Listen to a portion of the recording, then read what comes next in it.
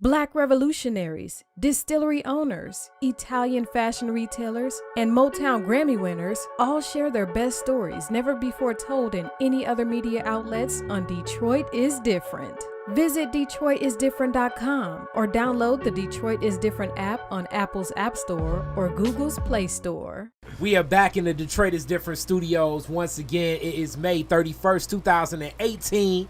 Keir Frazier here with, I want to say, like, probably the most visited guest. My homie, my brother in arms, Sterling Toles is in full effect. Sterling, how you feel? I'm good. I didn't realize that. That's crazy. Yes, you are like one of the most bounced around podcasters of the Detroit is Different podcast network. If this was the WWF and our like, I guess I'm Virgil. You Ted DiBiase, right? He's the Virgil. He's the Virgil of the Detroit is Different podcast studio. Virgil. You know, I met him at what was that one time? I met him. He was signing autographs at Gibraltar Trade Center. I just happened to be going out there. What was I trying to buy at Gibraltar? Probably like a switchblade or some goofy shit like that. Yeah. Always gotta have switchblade. You know, and it was crazy. And he was rocking his NWO shirt, Virgil. I believe it, man. Ted DiBiase had him following him everywhere. And for some reason, like, brothers still love Ted DiBiase. Like, he was money. He was the ghetto champ of the WWE. If it was like it was like Intercontinental Championship, it was like a ghetto championship. Man, he was pulling Ted up DiBiase would have been a ghetto champion. Pulling up in limousines and all that shit. And speaking about pulling up in limousines, we got your cousin in effect. He was one of the first guys to ride in the rap limousines. Def Jam, skateboard culture, That's true. South by Southwest. So many different layers of when you think of any roots starting with hip hop, tie right back to Detroit through this man right here. Keir Worthy, how are you, my friend? Man, I'm happy to be here, brother. It's always an honor to kick it with you, Mr. Keir. Oh man, so much. It's a existing podcast that I interviewed you maybe like 4 or 5 years ago. It's right. in the archives of when I started this whole podcasting thing. But you did your New York takeover run. My New York takeover run, which I need to come back and do some more. As you see, I got more equipment, more things to do, more things to share, more Detroiters to meet in New York. There are, and they're all doing things. That's the wonderful thing about Detroit. People don't realize, of course, for years we always hear, New York, if you make it there, you can make it anywhere. Detroit prepares you for everywhere. I definitely believe that, as it's a lot of strange stuff that goes on in our city. Hence, Detroit is different. Very, very different. It's all types of stuff that you can do from different places. And we're going to start off with your journey in Detroit. I generally always start with what gets you here and what gets you there. But you're hip-hop, man. So let's talk a little bit about your love for hip-hop and how were you finding it in Detroit City in the 80s? My love for hip-hop probably started with everybody else's love for hip-hop who jumped on bandwagon that was outside of New York, and that was here in the Sugar Hill gang, actually. Okay. Hip-hop, heavy to the hippie, it exploded, and it took everybody by storm. I was at Cass at the time. I'll never forget it. And, it was the talk of the street, like, yo, you hear that record? Did you hear that record? Did you hear that record? Uh-huh. And the funny thing about it, and I'm looking at it from the lens of today, because I've had a lot of friends who aren't into hip-hop. Mm-hmm. So what happened at that time, I think immediately there was a schism. There were people who stayed loving R&B, stayed in that lane, little jazz, whatever. And then there was a cadre of people, our peers, who started loving hip-hop. Because I got a lot of buddies who like, I don't mess with that rap thing, dog, Give me they knew Bank Hank was stealing lyrics back then. Not that they were just so entrenched in the R&B piece. Yeah. They didn't roll with it. So more people who came behind us got with it because it was a little bit more pervasive. But the song that really, really, really, really cemented me in hip hop, probably 2 songs. Number 1 was Sucker MCs. It was just so hard, just so mind blowing. That is literally the first rap record I purchased. Yeah, because I was gonna ask, the vinyl did you get Rapper's Delight, but you actually bought No, Suck MC. I had to have Suck MC. I bought that, and you know that was the B-side. Oh, That was the B-side to It's Like That. Everybody's like, it's like that. I'm like, nah. You got to turn the record over. A friend of mine asked me to say some MC rhymes. So I said this rhyme. I'm about to, man, that incredible. My favorite line, Larry put me inside his Cadillac. The sucker drove off and he never came back. Man, amazing. That did it for me. The other record. Where did you purchase it? Oh, damn. Because that's another thing. Like, when people talk about the accessibility of hip-hop, right, it was harder to find, not only, you know, in the few record stores that carry hip-hop, it was, you know, it was so boutique. Right. It was, what was it was the record store that was at Northland at the time. I'm trying to remember what record store it was. Okay. It wasn't a big one, but it was a small record store at Northland, kind of where everybody used to go. And this was before Buy Right opened up. And, you know, everybody used to go to Buy Right to buy their records, no matter what it was down there. So I got it there, and the other record was WizKid. Play That Beat, which was on Tommy Boy Records. And what really killed it, WizKid came, you know, we were all trying to DJ at the time. And myself, Jeff Mills, who you know as the Wizard, you know, we grew up together with best buddies, and we were completely enamored with the whole DJ piece, right? So what type of tables did you guys have? My mama's stereo table. So you was needle killing. You were needle killing. True story. I had Suck MC. And like we all congregate in my house after school, right? So Mills would come over, and I'm like, "Yo, I got this. I got this. The dumb Run DMC record." So it's on, and I'm like, and so the record's on. I'm like, chicka, chicka. And he's like, "Dude, what are you doing? You're gonna break the record, man." Hilarious. So we went to see WizKid play up in Ann Arbor. That was it. You know, we were doing a little break dancing. So we did little break moves on the floor.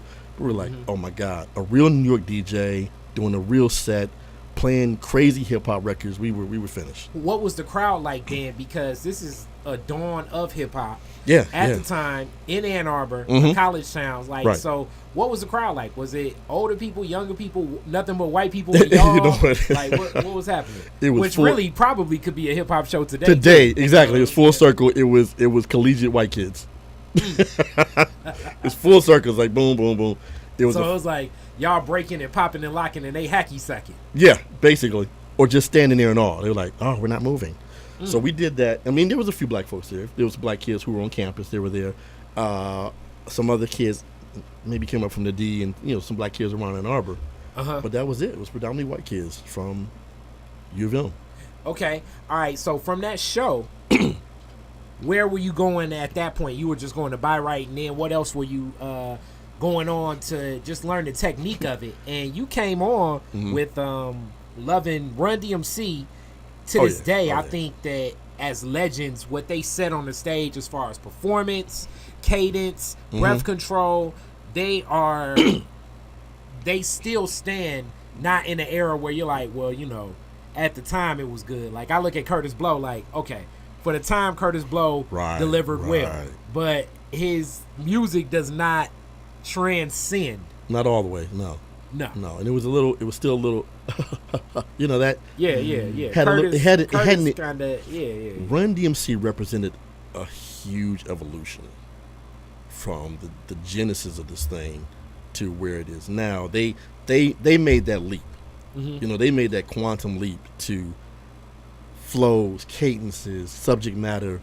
You know what I mean? Fashion too. Yeah, exactly. Fashion. Very much so. Very much so. Melly Mel and the Furious 5, all of them, like when you watch Beat Street. Yeah. Which see, this tells you like my age, because I like Credit Group more than Beat Street. You know what I'm saying?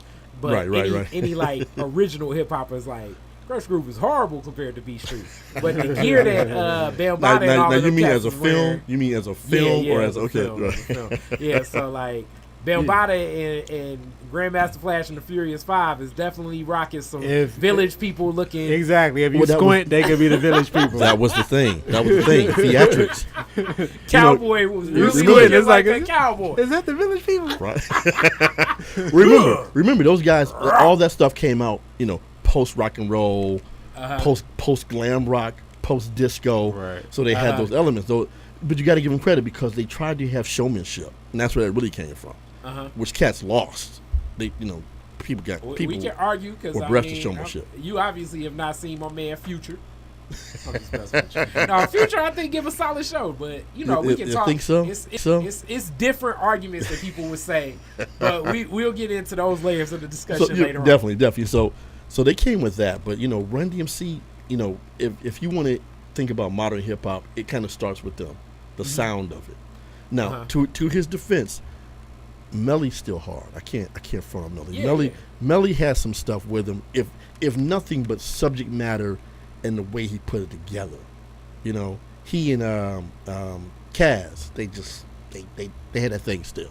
Yeah, Kaz.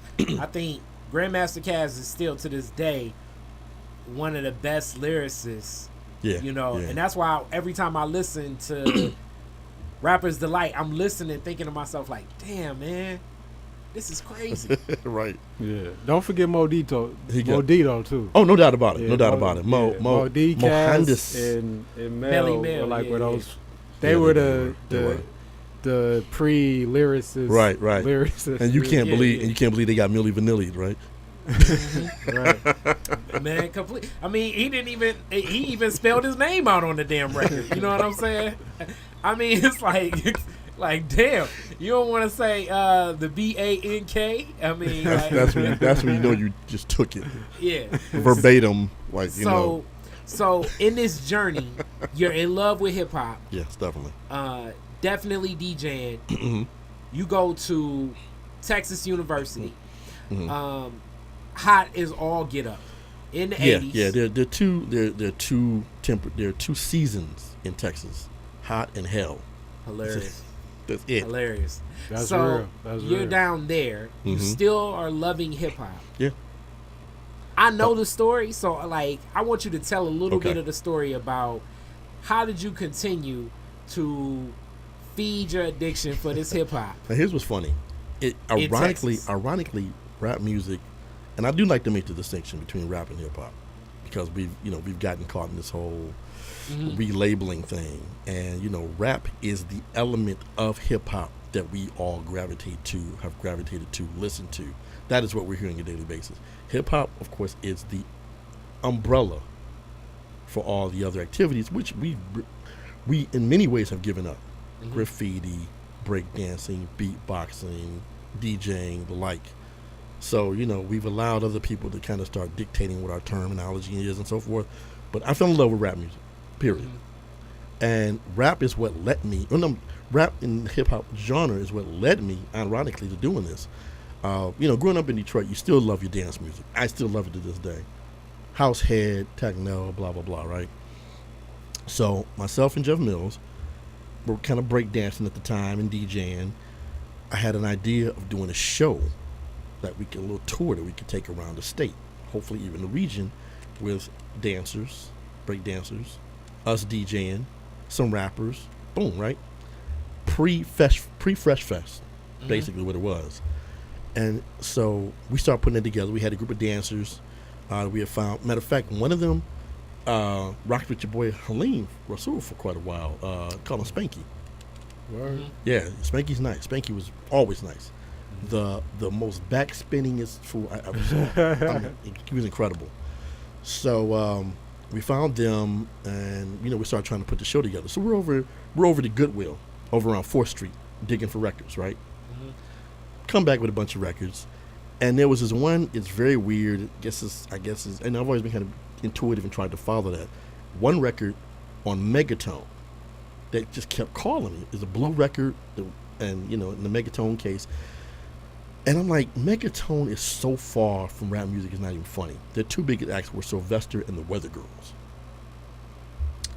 But as I did with the skateboarding thing, I was always, I had the ideas, and I would call up these companies to get sponsorship or promotional material, whatever. So something said call up. Mind you, this is you in high school. This isn't like yeah. You're in high school directly contacting corporations. Yeah, no doubt. Soliciting for investment. Mom trying to kill me for blowing up the phone bill. For a tour. Yeah. While you're in high school and you've never even done a tour. Never did the tour. No, never. Okay, continue. And she was, my mother was ready to kill me because I'd be calling California, New Which York. was a big deal back then. Oh, Like, yeah. you yeah. can't. There was no calling plan like that. It was straight taxation. Straight taxation. Uh-huh. So, shout out to my mom for not killing me, allowing me to get this far with no injuries. Exactly. So I called up Megatone. I spoke to this woman named Demetra Mavis. Demetra was highly charged, little short Italian woman. We're great. We're like, we're doing this thing. So she's like, look, we're going to be doing R&B. So we need somebody to be a local representative. I'm like, I'm down. I said, but I'm getting ready to go to Texas to take this scholarship that I got to UT. Mm-hmm. And she's like, oh, that's fantastic. Even better, we have a big following in Houston. I'll tell you why in a minute. But we have a really big following in Houston. That's fantastic. I'm like, I'm done. I'm in. Mm-hmm. So we didn't get to get the tour off the ground. Jeff ended up getting the gig at WDRQ. It was either GPR or DRQ first when he became the Wizard. And I went back to Texas. Started working at a record store and doing promotion for Megatone. The first song I had was by this cat, Kenny Burke. Kenny Burke, called "Can't Keep Holding On." Mm-hmm. Well, anyway, I find out why Megatone was so big in Texas. Because Houston has the second largest gay population in the country. So they love Sylvester and they love the Weather Girls. Mm-hmm. But it allowed me to meet every DJ in the city because I got, all the record pools. They were in touch with them. So I started meeting all the DJs, going to all the clubs. What little germ of hip hop was around, I was there on it. And it went from there. So, I DJ'd, I did promotions, and I worked at a place called Sound Warehouse doing, sales. So that fall, before the end of the summer, I started working at a place called Showbiz Pizza Place, which was a direct competition for Chuck E. Cheese. And I did parties. Yeah. I did these team parties. Yeah, Kanye West even has a line about it in what's that song? Gold Digger. Really? Be like, and then I gotta take your bad kids right, to showbiz. Yes, exactly. Yes. Right. Yeah. So I was in showbiz with the bad kids. Also, shout out to the real East Side joint, Major Magic back in the day. Oh man. Yeah, being a kid going to Major Magic, it may be a fight at the Street Fighter game. Right. Oh man. Continue. So I in doing these parties, which was really funny how things work out. I met, she's become like my little sister. Her name's Stephanie Gale. Stephanie is now executive producer on Love and Hip Hop. Mm-hmm. The irony of that, right? So I was doing these every week. We had twice a week. So that allowed me to really, really play a lot of rap music. Boom, boom, boom. I was able to get all the stuff. I was able to call cats in New York and say, hey, I'm playing this every week. So I was getting everything from all the indie labels, whatever majors had stuff. So I decided to go ahead and go to UT, and right when I did, the guy that was my boss there said, hey, I would like to offer you a job, being like the kind of promotional director or whatever. And they were going to pay me like, I don't know, 20, 25K. I'm like, what? Yeah. College student, almost college student. Mm-hmm. But some said don't do it. I went ahead and went to UT, did the struggle thing. And good thing I did, because about 2-3 months later, my man got busted for coke. Mm-hmm. And it was all over. Mm-hmm. So I get to UT. I start DJing on campus. I start DJing all the frat parties. Meet a friend of mine who's going to become my best friend named Now, as you're spinning, how much are you mixing hip hop in, even in a set where people are like, "Yo, play the funk, play the all the time, play the R&B. All the time." So it was growing as like, were you curating the experience for bringing hip hop to people, or was it one of those things where people were like, "Yo, I want to hear hip hop"? It was a little bit of both. It was more curating, as you say, than not, because I had records a lot of guys didn't have. Matter of fact, I'll tell you, it's a cool side piece. One of the things that got me around the city to all the DJs is I had a record that nobody had, and it was Hashim, the Soul, Anya Fish. Mm-hmm. It's time. A Detroit Shake It Club classic. Well, I got down there with that record. Nobody had it. So everybody was my best friend. Yo, dog, can you come by the club tonight for a minute? Bring that record with you. So I did like a Houston club tour with that record. Hey, you got to get in where you get in. Exactly. Got to get in where you get in. So yeah, I ended up playing a bunch of songs that, people had never heard. Boogie Boys, Fly, all kind of stuff that I was able to get hold of. And some stuff started to leak onto radio via some mix shows. And there were a couple college shows people played a lot. There was Kids Jam on Texas Southern Station. There was a little show on Rice Radio. There was a little show on University of Houston Station. So people started hearing some things outside of that, and the kids always heard them first and request them. So that kind of got things kicked off. And this is like, what years is this? This is like 83, 84. Okay, so this is like SMU sort of still like kind of big in football. Oh yeah. Dallas. Come on. Eric Dickerson was running wild then. Yeah. That's what I was gonna say. Jerry Curl Poppin', Eric Dickerson. It was Pony Express all day. Okay. Much to the dismay of UT. Yeah. They had just left Andre Ware. Yeah, they had just left the Earl Campbell era, Mm-hmm. So yeah, they were getting crushed by SMU. Yep. Okay, so as this is breaking, and you're bringing in like hip hop, and this is like adolescent hip hop. Yeah. So it's growing, and you're playing it, and it's breaking. The relationships that really are growing, a lot coming from New York. Mm-hmm.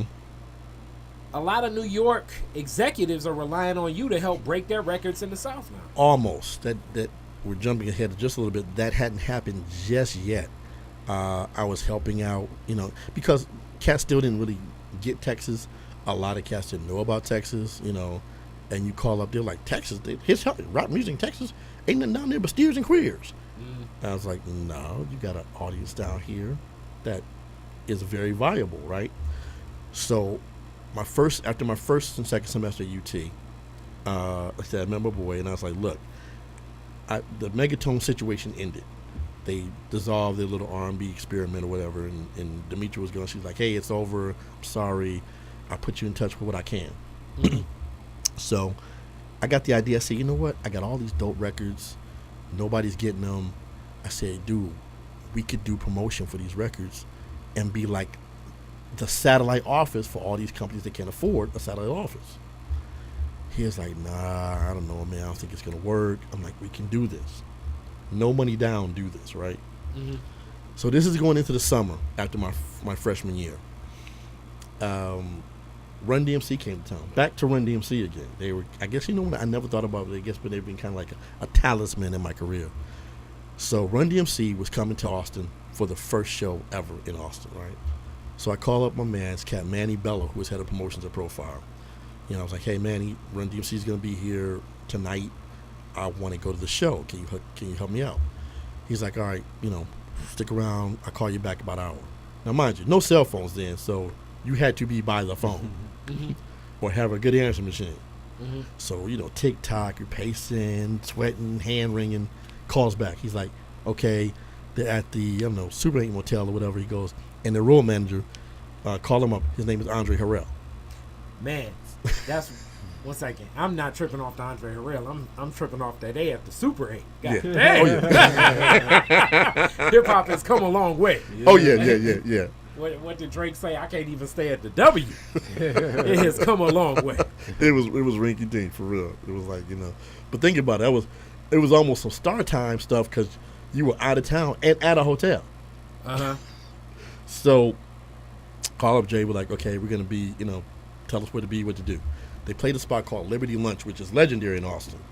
It was a kind of an indoor-outdoor venue. They had these slats on the roof they could take off to make it open air. So we get there. They're already started. They're playing. We get backstage, start stage, or whatever. Dre was real cool, and they going berserk, man. I mean, Run DMC used to do their thing. Liberty Lunch had a real bouncy stage, so the records start skipping. They jumping around doing the thing. The record skipping. This is how I found out, and a lot of people don't know this, how masterful a DJ Jay was. Jay started catching the needle in midair and dropping it on the beat. I can see that. We were like, Oh shit! I mean, Jay to me, as much as it's funny because Sterling almost looked like DMC, but as much as Man, I've been telling DMC, that since he was a kid, bro. As much as DMC can spit, and I like him and I like Run, Jay was the coolest dude in Run DMC. Well, yeah, Jay was the street dude.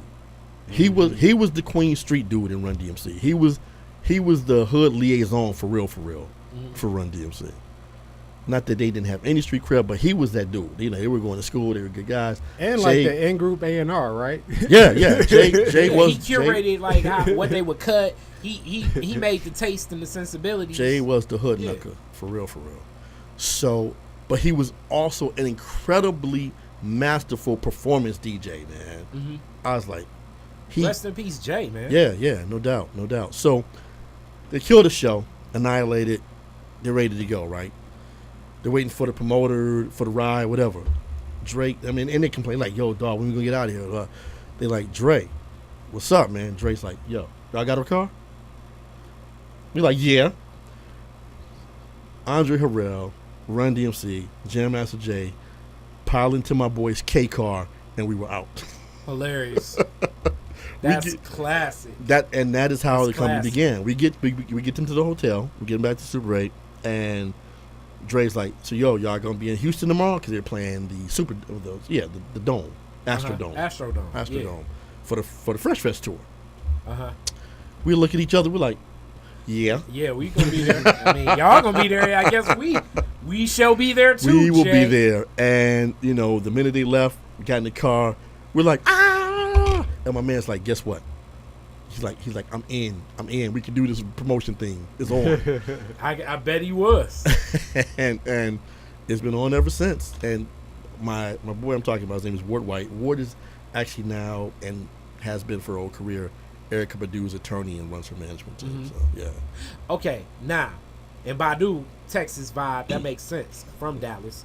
Now, in that field of bringing that music down to Texas, because Texas is a huge state. Yes, even that drive from Austin to Houston, 4 hours. 3.5 hours. I mean, almost every place, almost from one major city to the next major city in Texas, is about 4 hours. Of course, being on the East Coast, 4 hours, I can go to Boston, I can go to D.C., I can go to Philly. You know what I mean? Mm-hmm. Other states. In Texas, you're still in Texas. Mm-hmm. So to go back to what you said earlier, but after that happened, we created Hot Wax Promotions and Marketing, and that's when we really started getting to these companies and saying, hey, we can be your dudes here, and this is why you should mess with Texas, because there's so many people, there's so much money. Theoretically, you could go gold in Texas alone if you did the right thing.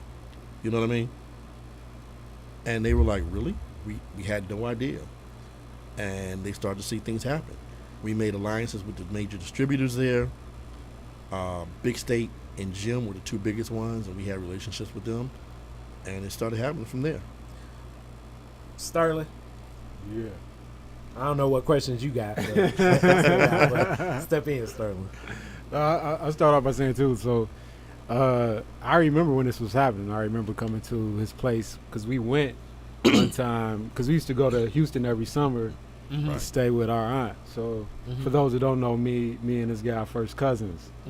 So I remember going to Austin and like just records being everywhere. And so like those early records was like, I remember it was Ice-T, right? Oh yeah. Stetsasonic. I want to say Schoolie D too, right? We did some stuff with Schoolie, well, not as extensively as with everybody else. But yeah, Schoolie. And Stetsasonic too. Oh, right? Stet was huge. Landing Tommy Boy was a big deal for us. They were one of our bigger major accounts, so we did everything on Tommy Boy for quite a while. So that was of course that was Stetsa. We did De La, Latifah. We did there was somebody else that was before then. Another big one for us was Sleeping Bag. Yeah. So it was all Mantronics, Just Ice. Yeah, we loved Just Ice. EPMD was Sleeping Bag too, right? Yeah, that was at the end, kind of like towards the end of our relationship. But we did all the Mantronic, Steezo, all that business. So, what was the amount of time between that thing sort of happening and then you ending up in New York? We started Hot Wax summer of '85. Yeah, summer of '85, like May of '80. But honestly, like a week ago, the 26th of May, pretty much, 1985. And we rocked out for about 5 years before I made. It was the New York 5 years. Wow. Yeah, yeah, 5 years before I made the New York move. Now you know what's unique during those 5 years. Hip hop was transitioning, and it was becoming a very major pop culture like entity during that 5 years as far as rap in hip hop. Like I guess that really was the transition, 85 to 90. That transition of like when you say that hip hop was all these elements, and then just rap started becoming more and more the forefront. Well, the watershed year was probably 87, 88, because these albums finally start coming out in '88, and it was incredible. Our other two biggest watershed clients were Cold Chillin' and Def Jam. And then when Uptown started, because of the relationship we had with Andre from that first situation, he called us up. He's like, "Hey, man, I'm about to do this label. I got these acts." So that brought us, Heavy D and I'll Be Sure. Like I said, it's all relationships. So from the relationship position, we were able to get that, and it changed everything. The Cold Chillin' stuff, Big Daddy Kane, Biz Markie, Cool G Rap, Roxanne Shante. The MC Craig G, Shan, Mass Bass, the Juice Crew, all this stuff, and then of course the Def Jam relationship, which came by via meeting Russell at a conference, and I didn't get the full "go away, kid, you bother me." I didn't get that, but he chatted for a minute. He's like, "Well, look, talk to my man Bill Stephanie." For those who know, on the industry, Bill's not necessarily the overground star, but in the industry, very well respected, very well known. Because of Bill, Public Enemy was on Def Jam. Bill was actually a member of the Bomb Squad. Bill, in fact, if you listen first 3 or 4 albums, Bill played guitar on all those albums. So, actually the Bomb Squad consisted of Chuck, Bill, Eric Sadler, Hank Shockley. So that's him playing the riff, I'm guessing, on Sophisticated Bitch. Oh, that was him? Yeah, definitely. Okay. Definitely. And do you recognize that riff?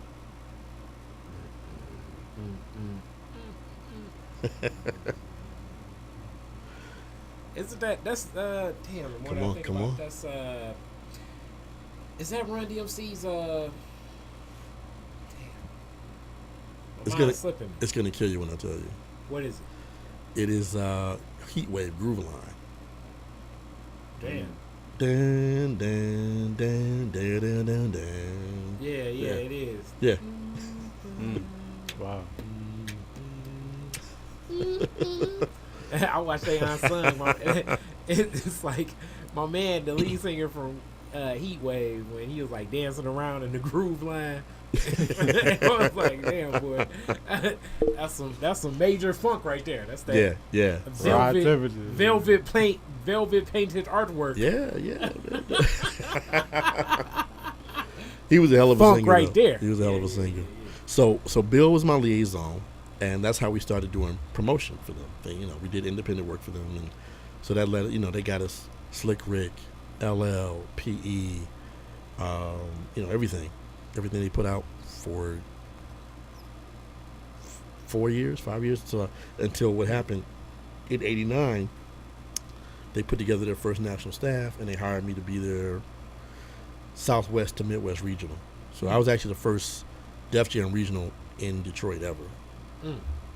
Okay, now when you say Midwest regional, because at this point you were in the Southwest for so long doing this, how did you go about approaching the Midwest, and what did they define that as? Was that Chicago? Was that Indianapolis? Yeah. I did. I was still living in Texas. I just jumped on a plane.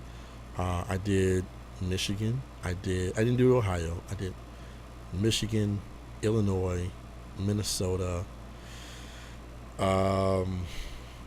Missouri, Texas, Louisiana, Oklahoma. And I was already, I'd already had the relationships in Texas, Louisiana, Oklahoma anyway. So, but yeah, those are my areas. A lot of phone calling, of course, and then jump on the plane and go see these areas. Matter of fact, one of my first duties as a regional was I did a thing called the Wing Cookout in St. Louis with Third Base, and it was Third Base. It was Third Base, and Digital Underground, and it was Digital's first show outside of California ever. Did they kill it? They killed it. Well, as much as Did anybody. they come with the whole band? They did everything. They did everybody. Pac didn't make that show though. Uh-huh. I don't think he made that show, if I recall. But everybody killed as much as they could in 105-degree heat and 100% humidity. Damn. Hold up, in a park full of brothers and sisters cooking wings on the party. It was one of the hottest places I've ever been in my life. All right, so goes the weasel. So real quick, all right. So, what month did the Cactus album drop? Oh wow! So you hit me with a month. Jeez, what's that? So the reason I ask you this because I remember because they were like one of the first acts that you really like had a lot to do with, right? At Def Jam, right? No, when you got the job. When after I got the job. Yeah, Before that, I had a lot with Public Enemy. I mean, Chuck and I are still cool. Yeah, but after you got the job, though. Right. So I remember because we were in Houston because we would go to Houston every year, and so I remember this was before the Cactus album dropped, and Keir was like, "I want to play something for you." Uh-huh. And so he plays it, and I'm thinking like, this is dope as hell. Like that album was incredible. And Keir was like, "Do you notice anything?" I'm like, "What?" He was like, "Do you notice anything?" I'm like, "About what?" He was like, listen to him. I'm like, "What?" He's like, "They're white." I'm like, "They're white." Yeah, the Beastie Boys definitely sounded white. Yeah, right. Did not sound like the Beastie Boys. But even the Beastie Boys had like white culture. Like they talking about drinking beer and partying. Well, early Beastie Boys. Yeah. You know what I mean? But the Beastie Boys came out of the whole New York punk scene too. So yeah. But Search and Pete really came out of like just some New York, ball, hanging out with rapper dudes type of thing. I mean, I was really, really cool with those cats for quite a while. We would talk on the phone like a lot. Okay, so why did they give you the gas face on the on the remix? That was KMD. KMD. They were like little bratty kids, man. For people that don't know, that's actually MF Doom now. Yeah, right. Exactly. It was MF Doom. And his brother Sub Rock, rest in peace. That always just makes me so sad. Kept him at the Super 8 when y'all was down at the Holiday Inn. So yeah, they were always some how little kid, how the pesky little kid is, always trying to buck up. That was them. That was definitely them. Hilarious. All right, so this whole thing of getting in New York and representing Def Jam from the Midwest and Southwest, so much was new even in hip hop. The way that deals were being broken, distribution, the options between Polygram and CBS, and everything that was still happening with Rush Management. Kind of some of the overlaps of Def Jam with Rush Management was touching on all of hip hop. Right. A lot of people thought acts were on Def Jam because they were with Rush. But, of course, it was a separate entity.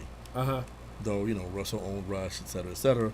There were like even like now, they were even saying Detroit, there were very few points of guidance on the hip hop plane at the time. So, Rush got all the business. And people didn't realize that Run DMC, it was Russell's brother, Hottest Act. They were never on Def Jam. Their whole career was on Profile. Yeah. Most people don't know that. Yeah, they just made the assumption. Yeah, until you get like the Def Jam's greatest hits, and you like, right. Where's my jam? Where's Sucker MC's at? Exactly. It's like starting with nothing but LL Cool J. Right. Yep. And Profile was part of a handful of those small labels that just did hip hop stuff, and we never worked for Profile. Wanted to, because some of the artists they had, of course, Special Ed, Run, the whole nine, but that was one we never got. There's a few that got away from us. We never did Tough City. We never did. We did a little bit for Next Plateau. Who else was out there that was hot that we didn't get to touch? I mean, proudly, we had a good portion, 67% of. What about 4th and Broadway too? Never really did get to do 4th and Broadway. Zoe, my man over there, Cookie Gonzalez, we are still cool to this day. Love Cookie, but we never got to do any really 4th and Broadway stuff. We tried. Now, let's also talk about, this is when hip hop had like it was running parallel with the traditional model of a lot of other labels with A&Rs, artist development. Things are so different now in Very the independent landscape. Right. So, along this way, what do you think worked best then? And what do you think will work better, like, of today's model? Like, what do you think, if you could, like, pick and choose, you know, like, okay, I would have kept this from back in the day, I'd have probably changed this from back in the day. Well, funny thing about it, there is, in a strange way, still a parallel, because the thing that is fueling major labels now, the ones that still exist, was the thing that fueled major labels then, and that was the influx of independent material. You know, they had the best material on major labels back in the day started coming from these small independent labels, just like now. You know, it's coming from Cash Money or whatever. You know, what's one of these little label things? It's coming from all these type of places, and it's not being really developed by the majors, and that's what happened at that time. So who were some of those independent labels back then that were doing things independent? All I really knew about was what Ruthless was doing and what Luke was doing. But who else was independent at the time in that late 80s? That's it. It was Sleeping Bag. It was Tommy Boy. It was Zakiya that gave them, you know, 4th and Broadway, Eric B. and Rakim. It was B-Boy Records. It was trying to like First Trace Records. It was trying to remember the label that First Priority. Yeah, First Priority Records. It was Macola out of California with the Dr. Dre stuff. You know, all the West Coast sounds were coming out of Macola, which was primarily a distribution system, distribution company, but they did their own little label. Nervous had some hip hop records. Nervous was a bit later though; they weren't doing the hip hop thing fully. This is there's another label I'm forgetting the name of, but yeah, it was a bunch of the little indies, man, that supplied all the major acts. It was Cold Chillin', you know, and the major labels came and did deals with these guys because they didn't know how first to find it, secondly how to develop it, so they threw money at folks who could do it, you know. And now once you got in the label, there was some development because they did have those mechanisms in place already, and there were some artists who benefited from it, but it did not help every single artist. A lot of people fell through the cracks. Like Kane benefited from some more development at Warner Brothers. Diamond Shell didn't. You know what I mean? It was just that it was that kind of situation because that's Biz Marquis' little brother. Right. Actually, right. Yeah. Biz benefited from some development because he had records that turned into hits. You know, people don't understand there's another layer of politics once you're in the label. I used to tell people all the time, you know, I got to get a deal. I'm like, you know what? Getting a deal is only half the battle. Because once you get a deal, there's an entirely different battle to get on the shelf and sell. And that's all internal politics, and you can stall and die inside and never be heard from. Now, this is a discussion I get into a lot about the machine and it existing. And generally when I say the machine, meaning that it's a lot of people involved with, as you say, getting on the shelf or getting the corporate backing. It's a lot of entities involved in that. I still argue that even today, if the music that comes up when you open up Apple's iTunes downloadable player, if you see some music on that page, it's probably involved hundreds of people in the mix, like getting points and percentages or like wielding influence. It's not just, man, this is just a good guy with good music. I wish it was. The beauty about today's market is that can happen, where before it really couldn't happen.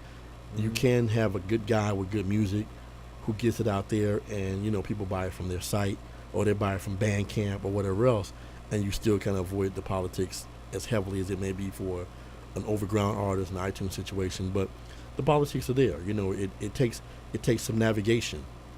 There's as much lobbying that goes on within a label as in Washington, honestly, because you got hopefully the publicist likes you, hopefully the marketing director likes you, hopefully the product manager likes you, so people are pushing you and ushering you through the system at various levels, and hopefully nothing happens where somebody pisses somebody off, and then like later for them in the stalls, or hopefully somebody who is heralding your project doesn't get fired. And that's what I was going to say too, because sometimes it ain't even necessarily like as much as you come in, it's like a football coach, when you're like in the coaching tree, I could be a great assistant coach, but then the head coach leaves. It's rare that I'm going to stay on. You're toast. And he's going to come in with his own regime of people. Yes. And so all the players that might have been liked by this coach, may not get liked by the other coach. Yes, and it could be one of those things where I think a lot of artists end up in this limbo because the machine, when I say that, it's lawyers, it's agents, it's publicists. I mean, the question that I asked at the forum that Piper Carter just did was specific to Nina. Like, please name the difference between even a tour manager, you're right, and a road manager.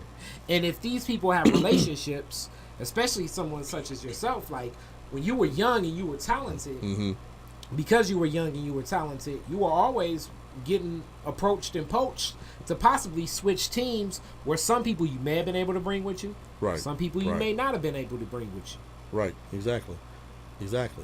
And your question was very much on point, and because the form it was, I really wanted to jump in and iterate something that, and I was going to have to momentarily throw each one of them under the bus, because basically, your girl, the publicist, Fatima, I think it was her name, said that she gave this whole spiel about, if you send out emails to people, I'm gonna delete you, this and that, and I'm like, that's kind of whack. In a way, because first of all, to me, though publicists are necessary, their position in the game has become way too exalted. They've gotten way overblown from, TV shows and, this is my publicist, I need a PR. But I mean, it's kind of like, what do they call them? The wardrobe. Right, the stylist. Exactly. So exactly. like the idea, and even when people come to me and say like, I'm a brand, and I have my marketing firm, and I tell people that, okay, it's tough to have a brand if it doesn't exist. Coca-Cola needs branding because it's already existing and it's in people's minds, so it may need to brand. You may need to first exist with a brand that is an entity. I tell most young artists this too. Be known as a person, and I'm one of these people where I wish I could backtrack. I'm known as a rapper, but I'm not known as a rapper with a song. It's so much easier to function in this game of music if people know you as, okay, I know the song he has. Shout out my man K-John for On the Ocean and partnering with that whole stepping, hustling, and ballrooming culture, and having something to exist to carry him through with a song and working a record for years, because as an independent you can work a record for 6-7 years. Let's book Rob Bates to do It Takes Two. Yeah, exactly. Well, let me jump on what you said for a second. You're much nicer about it. I tell people, you don't have a brand. You're not a brand. You may never be a brand, but that's okay. Yeah. Because you don't have to be a brand to be successful or to make money. Brands come about as a natural progression of a number of activities. To me, brands come about by producing or creating a quality product or service over a given period of time. But it takes so long. Like, I can put the golden arches up and we know what it is. It's but a if symbol. I have It's a symbol of the shop, brand. I can't just put my logo up. I need to tell you what type of sandwiches I sell. No doubt. How much it costs. and where I'm at, And so you can do buy it. You need to do it for a while, and Yes. then you can become a brand. Yes. I used to work when I was in high school. I worked for Target. I call up here at home. Nobody knew what Target was. Target was in two places: Minnesota, where they started, and Texas. That was it. It was a company that sold pretty good stuff, like a better Kmart or whatever, somewhere between Kmart and JCPenney's. But it wasn't a brand. Now that it's blown up, you recognize that bullseye. Yeah. You recognize that. It means something. But it took 15, 20 years or so to do that. Yeah. So in 9 out of 10 times, a singular person is not going to be a brand. No. Because they don't have that kind of output. It's like, they don't have that kind of consistency. Hugh Hefner Right. is a brand. Michael But Jackson, brand. Prince, Yeah, brand. it took them decades. Yeah. To find, like, I can show a silhouette of, okay, here's a great silhouette of a person. Alfred Hitchcock. Alfred Hitchcock, yes. Is a brand. But it took, like, what, 30 years of him making suspense films? No, not just him. He made 20, 30 years of making great movies. They weren't half-ass. You know what I mean? There is a difference. There is a difference. But you got to let me rewind to the forum we were at last week. Go. Because I think this information is important, hopefully to your listeners, because I'm sure a lot of them are going to be like, on the rise, emerging talent. It kind of bothered me that she told people not to just send the stuff out widely. But as somebody who's new trying to break in, you don't have the contacts. You can't afford a sniper's approach to things. You've got to go shotgun, scatter shot. It's going to hit some people. Some people it's not going to hit. But that's how you get some traction. I would never have had any success doing promotion if I was just on some hit you there, hit you there. Right. I've got to go put it out there. Everybody's not going to like what I've got. But to tell me not to send it out widely is foolish. And to say, I'm out, if you send it to me, just whatever, it's going to go in the circular file. Well, guess what? What might you be missing out on? What incredible talent are you missing out on? So are you about some talent, or are you strictly about who can pay me? I think it's a mix of both. Sometimes it does become who can pay me, but for that person listening, even with what I do with Detroit is different. As I've been doing this for years, and it's funny the response I get, but it's brick by brick. Mm-hmm. You're building brick by brick. Right. And when I say that, meaning that you're starting, if you build the tallest wall you can, the bottom layer will look horrible. But the taller you get, you're going to lay it better. Right. Meaning that the consistency is what a lot of people look for. If I hit you off with a CD every time I see you, then it's going to get to a point where the first time you may be like, I ain't trying to hear this shit. Right. Then the second time you're like, you again. Right. By the 25th time, if you keep coming to me, I'm going to say, damn, even if this guy is horrible, his commitment and he's running around the lap so hard that I want to work with this guy. Right. But to discourage somebody from the beginning and say, you don't have an EPK, who's got a freaking EPK when you just jumping off? That is what real promotional people, real publicists and stuff do. They guide you into that lane, into that arena. They help you put together a press kit. They help you put together a look, a flow, whatever. You know what I mean? But I would even argue this too. Just with some of the relationships I have, which relationships matter most. But they also matter within the relationship to the relationship. Because it's a lot of artists that I could work with a lot of artists, but then there's certain artists where I really can't work with them because the people I know and the networks I have aren't the best networks for those types of artists. So sometimes as a publicist, when last time I hired somebody to make a press release for me, I'm like, look, I'll pay you whatever you want. I can write the press release. I'm not paying you for the press release. I'm paying you for the placement. So it's like, do you have relationships where it can be placed? And if you don't have the placement relationship, I don't want to pay for the press release. Exactly. And, but it just bothers me to discourage, because most of the people there were on the come up.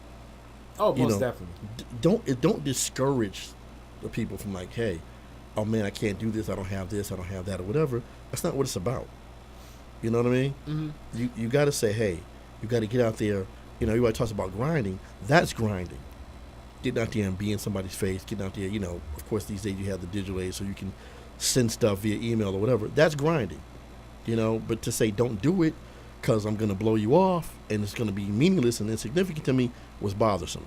Now, I do have to say this too, even from the artist perspective, being sincere and building your own voice within your own music becomes difficult too, because the same way that people are, I like what you said, the sniper approach, a lot of the artists are going with the sniper approach of saying like, wow, this is a hit song on the radio now, so let me recreate this hit song. Oh my God, yeah.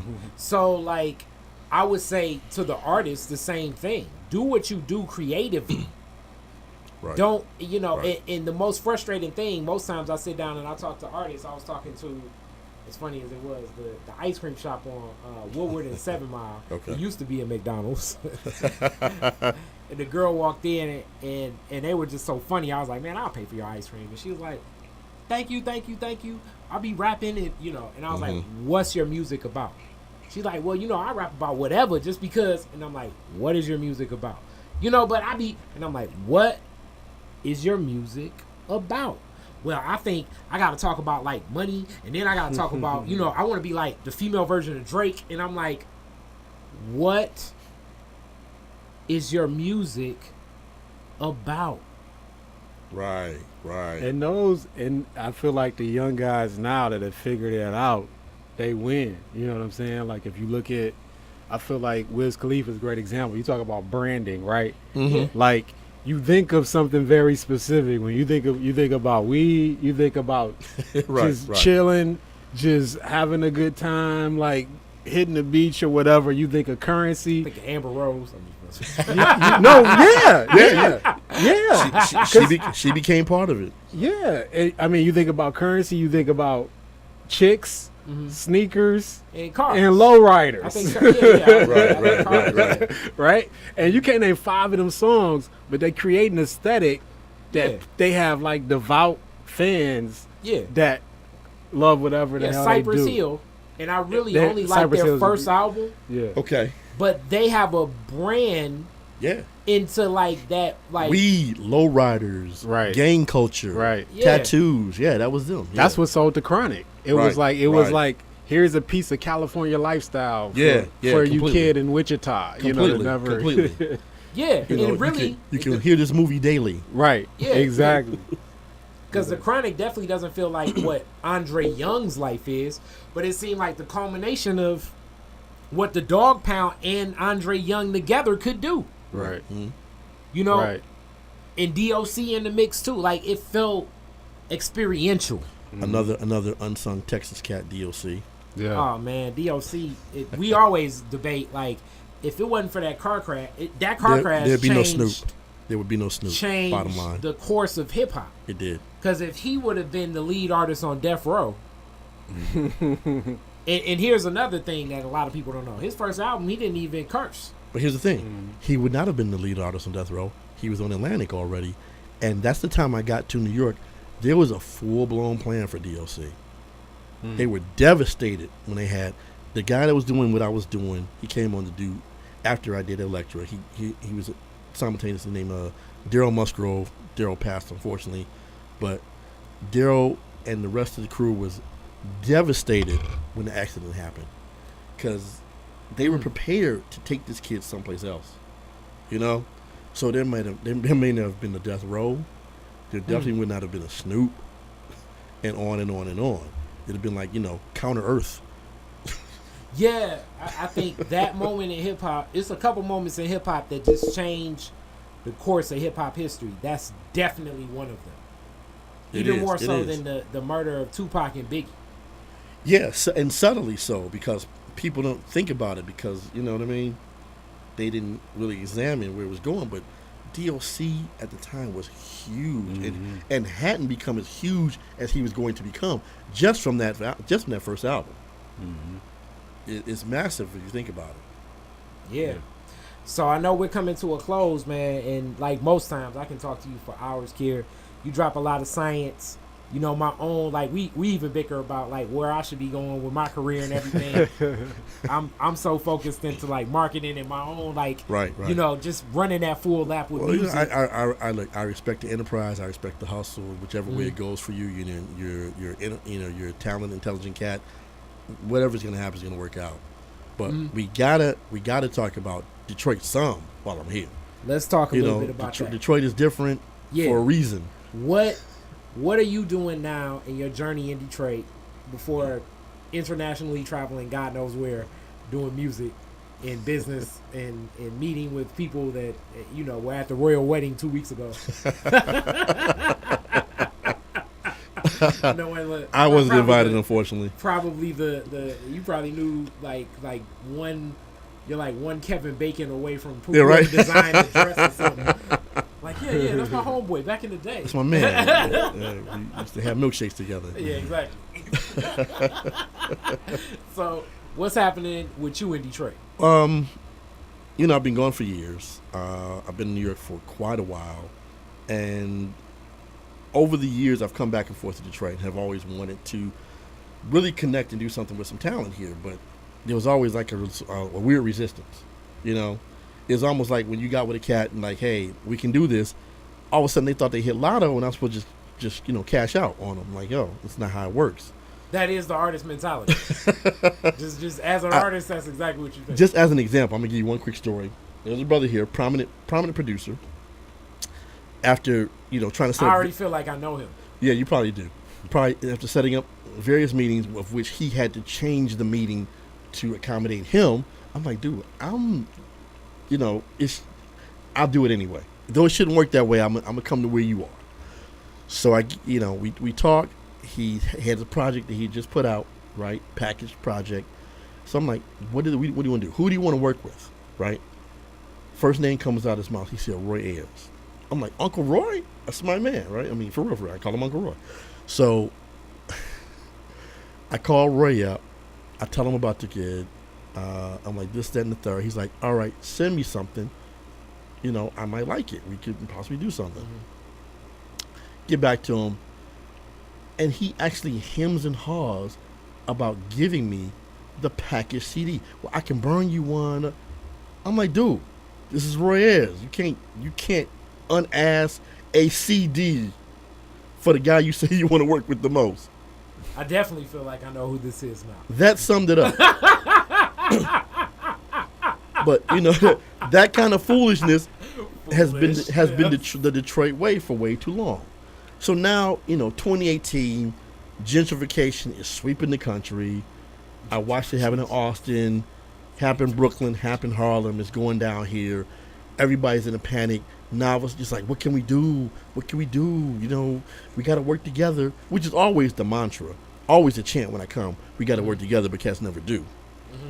But I'm like, okay, maybe people are finally ready to hear some things and do some things. And without question, the Detroit talent pool is absurd, always. There are more talented cats within a square mile here than you can find in most states throughout the whole state. I think me and Sterling are amazing at rapping, especially Sterling. Sterling needs to rap more. No doubt. I need to rap more too. Dude, Sterling needs to rap more. If Sterling, both of y'all just need to get off the pot and just come up with a project off the together. Come with a project together. We are actually crafting. The idea when we drop this project, it's gonna be dope as hell. Look, do a little double album. On two songs on each album with both of you, whatever. Race murder, whatever. You said race murder. They got the triple album. Oh. It's like both of them got solos and they got the double. Right.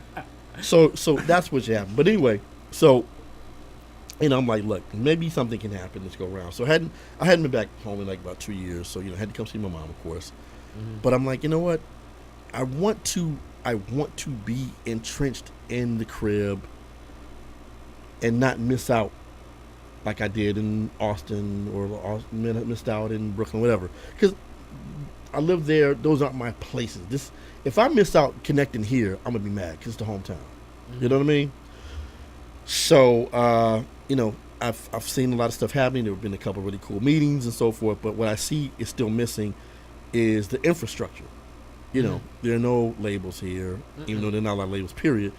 There are a few labels, but nothing on the hip hop tip. I don't count no, Shady as being right. There are no, there's no support systems, management, agents, blah blah blah. No, there are no, serious media here regarding hip hop. So, I used to do a monthly thing in New York years ago called the Managers Alliance, which was set up for black entertainment managers, business managers, attorneys, everybody behind the scenes. And each month we would have a different topic focused on entertainment for people to learn from.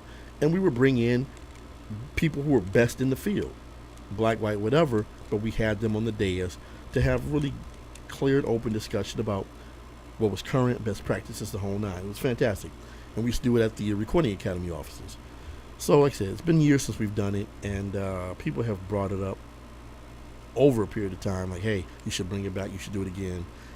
And I was like, no time or whatever. And I thought about it. This could be a very good thing for some place where it has some impact. So I want to do it here. That's dope. So I'm going to have a first kind of mixer here in about a week or so, just to kind of set the table for it, and doing probably on a bi-monthly basis until maybe it warrants it more. Okay.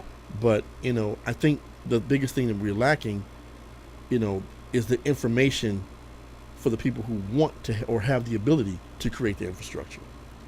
Everybody has this feeling or mentality that we got to leave. People always complain, and we got to leave, or people always leave.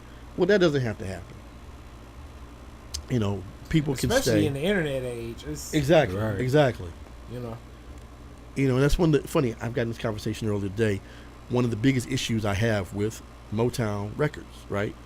Motown, of course, left Detroit years ago, and everybody who's taken the helm since then, and I've known about 3 of them. I know them directly and personally. Everybody has the same shtick. Yeah, y'all want to bring back Motown the way it was, the glory. You can't do that because without Detroiters, right? Right. They were never anybody from Detroit, so you never knew the aesthetic that brought about Motown. You never knew the philosophy, the mentality, the grind that brought about Motown. So how can you recreate it? If you're from uptown in New York, you don't know jack about Motown. Well, if you're from Blase Splee, the Midwest or the West Coast, there was a thing that goes on in Detroit. You know what I mean? That breeded that whole aesthetic, that breeded that sound, that breeded those performances, that drive. Because we all sat here in Detroit thinking every place else is better. So we I got to work harder. I got to outwork everybody else to hopefully be as good when I get to New York or I get to L.A. And you get there and you're like, I'm annihilating these cats. You know what I mean?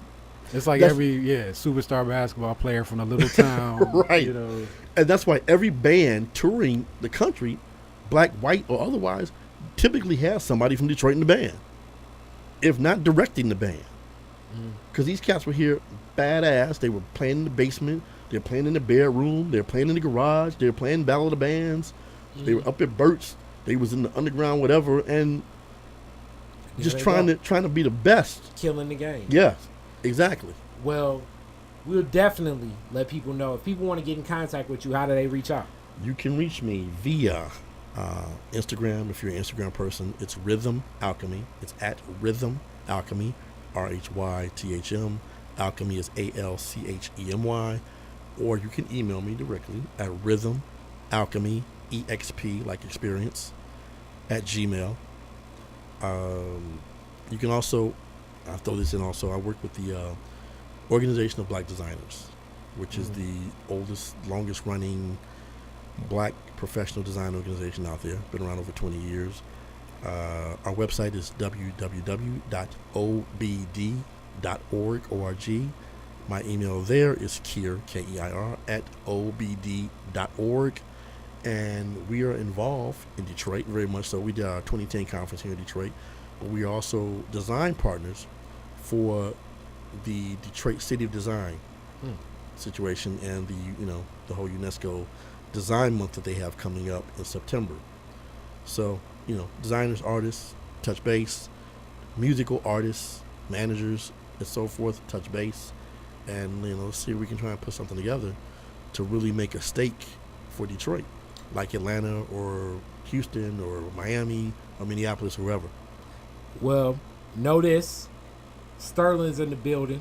Anytime I'm there, Virgil, as he said. Yeah, right, Virgil. New nickname, Virgil. I'm gonna have to get the $1 million. I gotta carry your briefcase too, man. I need the $1 million belt. That's what I need first. Some fake hundreds Virgil. to flash around. The tuxedo shirt. Hilarious. But Dude wrestling in the cummerbund and shit. And a Oh, bow my tie. God. Oh my God. all right. So, but I'm gonna get down with this, man. This is interesting. It's been floating around in my mind. I got a lot of resources, not just locally, but even nationally, to help artists. The number one apprehension I always have is so many artists I feel like don't actually put the passion into this. And as you see, what I'm doing with Detroit is different. I would love to be a part of some projects. One of the projects will be what I'm working on with Sterling, and I've already even told him like all the time, like we're gonna do some stuff. So You got to do it. I'm gonna be there coming up at this first one. Fantastic. And I plan on making sure that my calendar is set to always be in effect. I have a very, staunchingly independent viewpoint of doing business, Right, and especially right. music business. And that's fine. And I'm so proud of what you've done with Detroit. Thank you. It's different.